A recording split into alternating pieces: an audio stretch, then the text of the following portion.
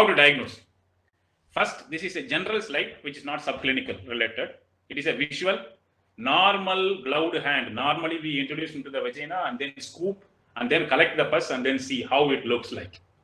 Based on that only, we can visualize. If the pus or if the mucopurulent discharge is not appearing in the vulva, you can have a hand introduced and then from the fornix of the vagina collect and then see. Or otherwise, there are methods available. This is like Metricheck device. Even ultrasonography in case of some fluid accumulation or endometrial secretions increased or other things that can be. Even by rectal examination also, experienced persons can. These are all the normal, clinical. But what happened to subclinical? The only one which is very well approved is biopsy. But doing biopsy itself is going to cause damage to the endometrium. And that's how it is not recommended under field conditions. So what to do? There are two tests which I am going to explain. One is cytobrush.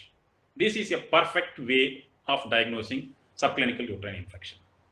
Cytobrush are available, and this is the cytobrush, and this is commonly used in case of human being to collect the cells to see.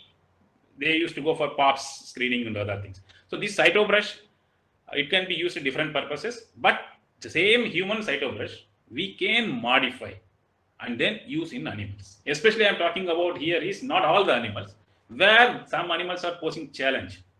Given LH, given oxytocin, and then I found that everything is normal, given progesterone administered, but still the animal is not getting conceived, it still is a repeat breeding.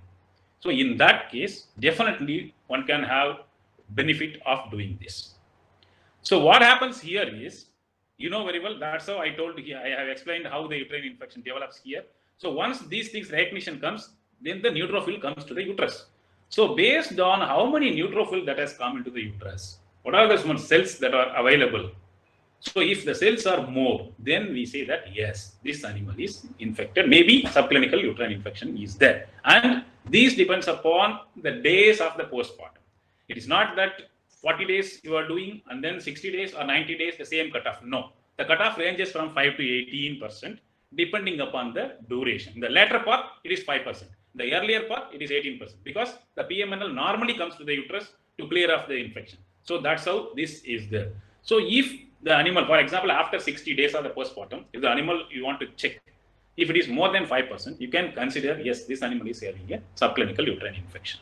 So this is very simple, and I will explain the later slide. So this we have modified for buffaloes because in case of cattle, the uterus is straight and very easily one can take the cytobrush and then do. But in case of buffaloes, it is coiled. And sometimes if we take that in that course, then automatically sometimes piercing is also possible for the beginners. So for that reason, we have decided this is the cytobrush.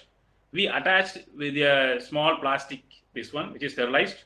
And then we have the blue sheath. This blue sheath is from IMV. At the time for liquid insemination, we use this. So in that, we introduced them. Automatically, this is the side. We cut here, the later part. And this cytobrush is pushed once it reaches the cervix. We have a protective sheath over here till this cervix.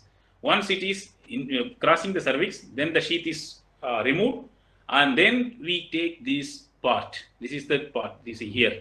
So this cytobrush part inside the uterus, and then rotate in the clockwise or anti-clockwise. Somebody says anti-clockwise is the best, somebody says clockwise can also be done. But the purpose is to take a little swab off without much damage of the endometrial scrapings or contents, that's what. So after that, just transfer to the slide, and just a normal GEMSA or field stain is sufficient. It need not require much of the microscope, normal microscope is sufficient. So total, this process can be completed within 15 minutes. So the challenging animals, worthy animals, which are giving more amount of milk, but not able to conceive. So in that sort of animals, one can very well go for this one.